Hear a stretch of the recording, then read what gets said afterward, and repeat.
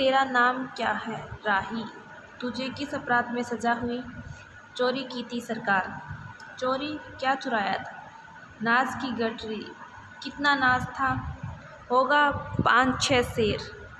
और सज़ा कितने दिन की है? साल भर की। तो तूने चोरी क्यों की? मजदूरी करती तब भी तो दिन भर के 3-4 आने पैसे मिल जाते। हमें मजदूरी नहीं मिलती सरकार, हमारी जाति मांगरोरी है। हम केवल मांगते खाते हैं और भीख न मिले तो फिर चोरी करते हैं। उस दिन घर में खाने को नहीं था, बच्चे भूख से तड़प रहे थे। बाजार में बहुत देर तक मांगा, बोझा ढोने के लिए टोकरा लेकर भी बैठी रही, पर कुछ नहीं मिला। सामने किसी का बच्चा रो रहा था, उसे देखकर मुझे अपने भूखे बच्चों की याद आ गई। वहीं पर किसी की नाज की गठरी रखी हुई थी, उसे लेकर भागी ही थी कि पुलिस वाले ने पकड़ लिया। अनीता ने एक इस ठंडी सांस ली, बोली, फिर तूने कहा नहीं कि बच्चे भूखे थे इसलिए चोरी की? संभव है कि इस बात से मजिस्ट्रेट कम सज़ा देता। हम गरीबों की कोई नहीं सुनता सरकार। बच्चे आए थे कचहरी में, मैंने सब कुछ कहा पर किसी ने नहीं सुना। राही ने कहा। अब तेरे बच्चे किसके पास हैं? उनका बाप है? अनीता ने पूछा। राही की आंखों में आंसू आ गए। वह बोली, उनका बाप मर गया सरकार। जेल में उसे मारा था और वहीं अस्पताल में वह मर गया। अब बच्चों का कोई नहीं है। तो तेरे बच्चों का बाप भी जेल में ही मरा? वह क्यों जेल आया था? अनीता ने प्रश्न किया। उसे तो बिना कसूर के ही पकड़ लिया था सरकार, राही ने कहा। ताड़ी पीने को गया था, 2-4 दोस्त भाई उसके साथ थे। मेरे घरवाले का एक वक्त पुलिस वाले से झगड़ा हो गया था, उसी का बदला उसने लिया। 109 में उसका चालान करके साल भर की सज़ा दी, वहीं वह मर गया। अनीता ने एक दीर्घ श्वास के साथ कहा, अच्छा जा अपना काम कर। राही चली गई। अनीता सत्याग्रह करके जेल आई थी।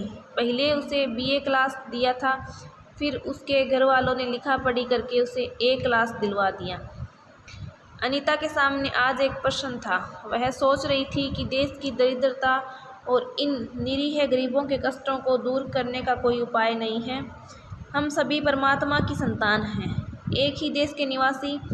कम से कम हम सबको खाने पहनने का समान अधिकार है ही।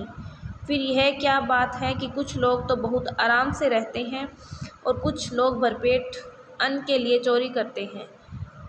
उसके बाद विचारक की अदूरदर्शिता के कारण या सरकारी वकील के चातुर्यपूर्ण जिरह के कारण छोटे छोटे बच्चों की माताएं जेल भेज दी जाती हैं।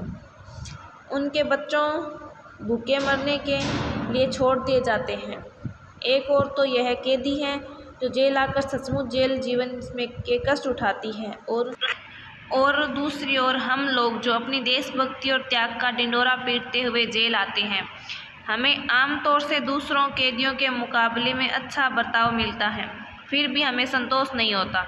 हम जेल आकर A और B क्लास के लिए झगड़ते हैं। जेल आकर ही हम कौन सा बड़ा त्याग कर देते हैं। जेल में हमें कौन सा कष्ट रहता है, सिवा इसके कि हमारे इस माथे पर नेतृत्व की सील लग जाती है। हम बड़े अभिमान से कहते हैं, यह हमारी 4थी जेल यात्रा है, यह हमारी 5वीं जेल यात्रा है, और अपनी जेल यात्रा के किस्से बार बार सुनाकर आत्मगौरव अनुभव करते हैं।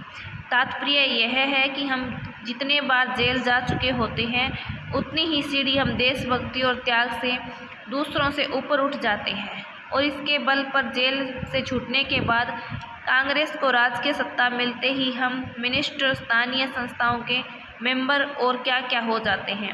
अनीता सोच रही थी, कल तक जो खद्दर भी न पहनते थे, बात बात पर कांग्रेस का मजाक उड़ाते थे। कांग्रेस के हाथों में थोड़ी शक्ति आते ही वे कांग्रेस भक्त बन गई। खद्दर पहनने लगे, यहाँ तक कि जेल में भी दिखाई पड़ने लगे। वास्तव में यह देशभक्ति है या सत्ता भक्ति? अनीता के विचारों का तांता लगा हुआ था। वह दार्शनिक हो रही थी। उसे अनुभव हुआ जैसे कोई भीतर ही भीतर उसे काट रहा हो। अनीता की विचारावली अनीता को ही खाए जा रही थी। उसी बार बार यह लग रहा था कि उसकी देशभक्ति सच्ची देशभक्ति नहीं, वरन मजाक है। उसे आत्मग्लानि हुई और साथ ही साथ आत्म अनुभूति भी। अनीता की आत्मा बोल उठी, वास्तव में सच्ची देशभक्ति तो इन गरीबों के कष्ट निवारण में है।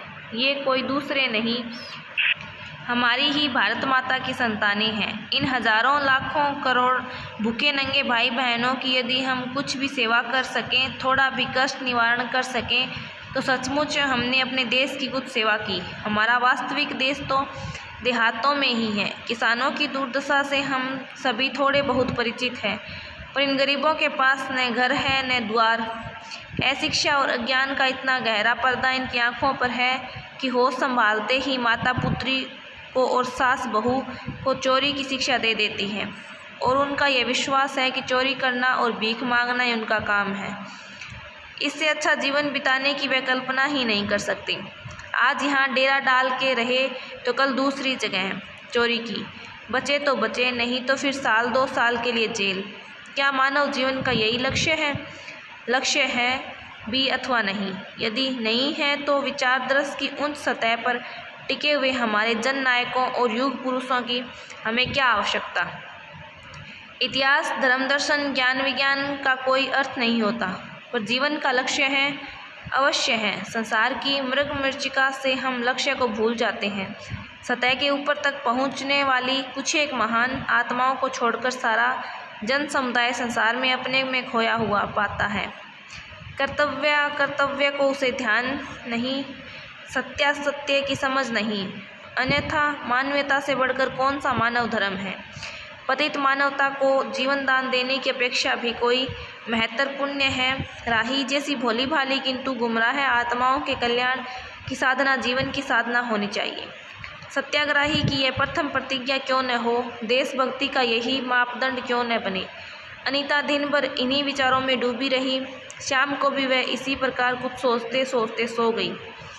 रात में उसने सपना देखा कि जेल से छूटकर वह उन्हीं मांगरोरी लोगों के गांव में पहुंच गई है। वहां उसने एक छोटा सा आश्रम खोल दिया है। उसी आश्रम में एक छोटे छोटे बच्चे पढ़ते हैं और स्त्रियां सूत काटती हैं। दूसरी तरफ मर्द कपड़ा बुनते हैं और रुई धुनकते हैं। शाम को रोज़ उन्हें धार्मिक पुस्तकें पढ़कर सुनाई जाती हैं और देश में कहाँ क्या हो रहा है यह सरल भाषा में समझाया जाता है। वहीं भीख मांगने और चोरी करने वाले आदर्श ग्रामवासी हो चले हैं। रहने के लिए उन्होंने छोटे छोटे घर बना लिए हैं। राही के अनाथ बच्चों को अनीता अपने साथ रखने लगी है। अनीता यही सुख स्वप्न देख रही थी। रात में वह देर से सोई थी। सुबह 7 बजे तक उसकी नींद न खुल पाई। अचानक स्त्री जेलर ने आकर उसे जगा दिया और बोली, आप घर जाने के लिए तैयार हो जाइए, आपके पिता बीमार हैं, आप बिना शर्त छोड़ी जा रही हैं। अनीता अपने स्वप्न को सच्चाई में परिवर्तन करने की एक मधुर कल्पना ले घर चली गई।